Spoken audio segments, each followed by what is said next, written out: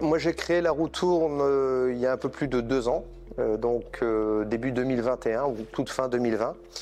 J'ai découvert en fait la cyclo-logistique par mon fils, Édouard, qui a exercé cette activité sur Paris, et j'ai trouvé que le concept était vraiment très intéressant, qu'il s'inscrit dans la transition énergétique, et voilà, on a tous notre part à prendre. Dans mes vies professionnelles antérieures, j'ai été souvent moi confronté à la livraison en fait en zone urbaine. J'étais dans le milieu du vin, j'avais beaucoup de clients en zone urbaine et on avait beaucoup de difficultés en fait à livrer en temps et en heure nos clients. Donc quand j'ai pris connaissance de ce mode de transport, en fait moi ça a fait sens, ça m'a parlé, ça m'a intéressé. La ville d'Avignon était voilà, il y a peu de cyclo-logistique existante il y a 2-3 ans, et donc j'ai décidé de créer cette entreprise pour transporter toutes les marchandises en zone urbaine sur Avignon à vélo plutôt qu'en camion. Voilà, c'est ça l'objectif. Voilà, donc notre activité consiste à livrer de la marchandise. On transporte des produits alimentaires et non alimentaires. On travaille pour des entreprises vraiment très locales, des commerçants d'Avignon, mais également pour 2 gros groupes de transport, les transports DB Schenker et les transports Epner, pour lesquels on fait la logistique du dernier kilomètre. Donc jusqu'à maintenant, en fait, leurs camions partaient de leur plateforme en périphérie d'Avignon à une dizaine de kilomètres et allaient livrer ces petits camions, souvent avec haillons, toutes les entreprises en Avignon. Et nous, on a cet entrepôt ici, qui est un entrepôt, c'est un espace logistique urbain, on appelle ça. Les marchandises sont réceptionnées ici pour après être rééclatées pendant la journée, donc en logistique du dernier kilomètre. Le terme barbare en logistique, c'est le cross-docking, cross-docking, dernier kilomètre. Donc ça, ces partenariats avec ces grands transporteurs nous permettent d'avoir un fonds d'activité régulier et qui vient bien compléter en fait les transports qu'on peut faire pour des acteurs locaux de taille plus restreinte. Donc c'est cet équilibre-là qui est important de trouver. En moyenne, chaque coursier transporte 1 tonne à 1,5 tonnes de marchandises par jour. Et notre livraison moyenne, c'est environ 50 kilos par point de livraison. Voilà. Et un coursier fait environ une vingtaine, des fois 25, des fois 30, des fois 15. Ça dépend des typologies de marchandises qu'on a à transporter sur une journée.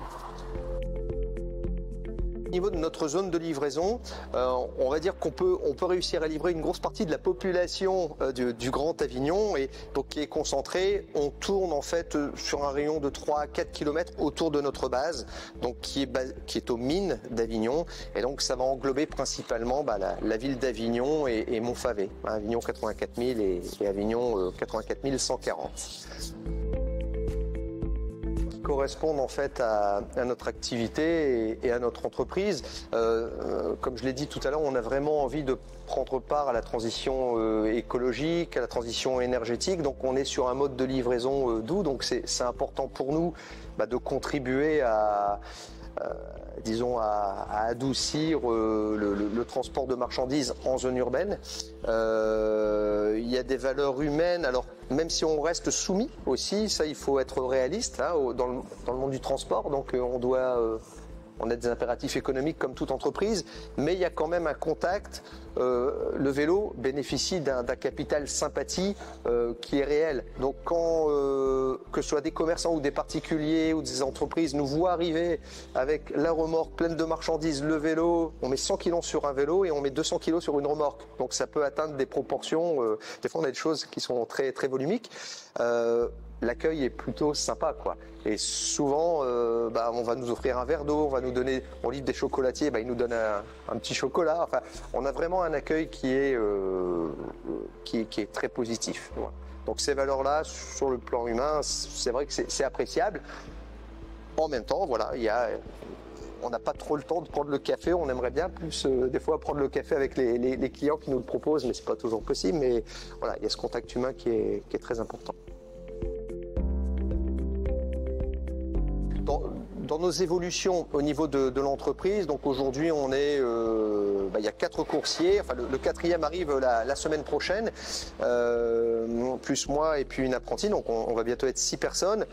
On est amené à se développer, d'abord parce que les flux que nous confient nos clients ont tendance à grossir, et puis aussi et surtout on participe par exemple au programme alimentaire territorial, donc au groupe de travail du programme alimentaire territorial qui est mené par le Grand Avignon. La cyclo-logistique s'inscrit vraiment aussi dans tout ce qui est circuit court, et on est au cœur de ces problématiques. Donc ça pour moi c'est un axe de développement fort. Ceci dit, c'est très complexe parce que c'est énormément d'intervenants, d'opérateurs de tout type, et trouver comment optimiser ces circuits courts, le transport de marchandises, et comment agréger en fait et réunir tous les opérateurs et tous les flux de marchandises, c'est pas simple. D'où ce groupe de travail et ça phosphore.